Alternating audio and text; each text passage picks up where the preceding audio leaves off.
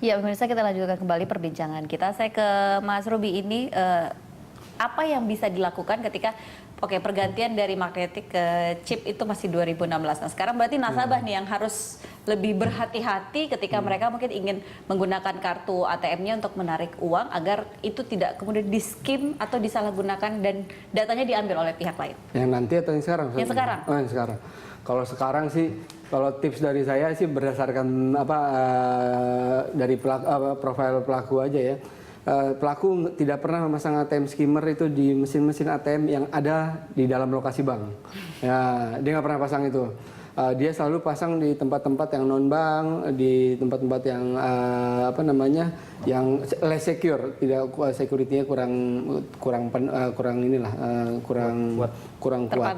Nah, itu satu. Jadi kalau mau pakai ATM yang paling aman, yang ada ATM yang ada banknya. Kalau misalnya tidak ada lokasi bank terdekat, kalau nggak ada lokasi bank terdekat, bolehlah pakai ATM yang mana aja, tapi segera ganti PIN di ATM yang ada lokasi banknya besoknya atau kapan. Karena apa? Kita belum tentu semua orang awam itu mengerti ada yang bentuk skimmer itu seperti apa tampilan di ATM. Jadi lebih baik kan bank suka memberikan tips agar sesering mungkin mengganti PIN. Nah, sesering mungkin ganti PIN benar, tapi ganti PIN di tempat yang aman gitu kan. Kalau ganti PIN di tempat yang ada skimmernya juga sama juga bohong. Kedua, nasabah juga perlu proaktif. Biasanya Indonesia apalagi kebanyakan saya lihat, apalagi kebanyakan uangnya di rekening, jarang mengecek transaksi atau histori mutasi banknya, rekeningnya segala macam. Jadi kalau udah kejadian beberapa hari atau beberapa bulan kemudian baru sadar gitu. Nah, itu bank susah memproteksi nasabah juga. Tapi kalau dia cepat, segera mungkin seperti tadi Pak Riko bilang, bank akan proaktif dan bisa melihat apakah ini transaksi yang valid atau tidak seperti Baik, jadi itu cara yang bisa dilakukan oleh minimal yang bisa dilakukan oleh para nasabah. Bang Mandiri, apa yang akan dilakukan? Yang pertama adalah menyadari bahwa kartu ini bukan hanya identifikasi saja, tapi ini alat pengaman. Jadi alat dipakai untuk mengamankan transaksi. Jadi ini jangan dipinjamkan. Satu, paling simpel ini kan, jangan dipinjamkan ke orang lain. PIN-nya jangan diberitahukan. Itu singkat sekali, sederhana sekali.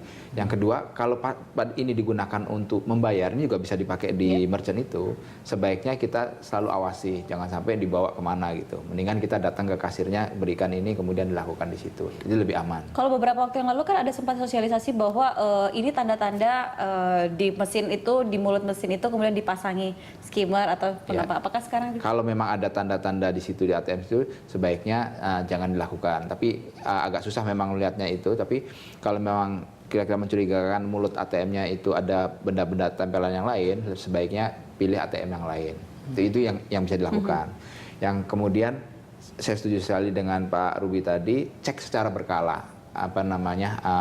Rekeningnya cek secara berkala, seminggu sekali atau sebulan sekali dilihatin apakah yang mencurigakan atau tidak. Kalau ada yang mencurigakan, lapor saja ke bank, jangan takut-takut.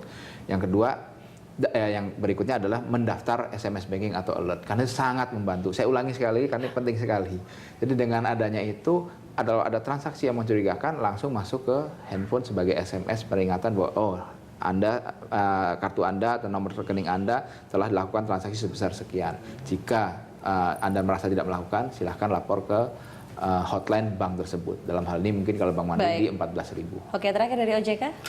Saya kira saya setuju dengan Pak Riko bahwa pada satu sisi nasabah itu harus punya kontak bank. Kalau ada masalah dia bisa cepat kontak. Kemudian dia juga harus mengupdate nomor teleponnya kepada bank sehingga kalau ada apa-apa bank bisa memberitahukan kepada nasabah. Yang ketiga, cek transaksinya secara rutin untuk mengetahui apakah ada transaksi-transaksi yang menurut dia tidak lakukan. Itu menurut saya sangat penting. Kemudian kami melihat bahwa kartu kredit itu adalah uang, sehingga jagalah kartu Anda seperti Anda menjaga uang Anda.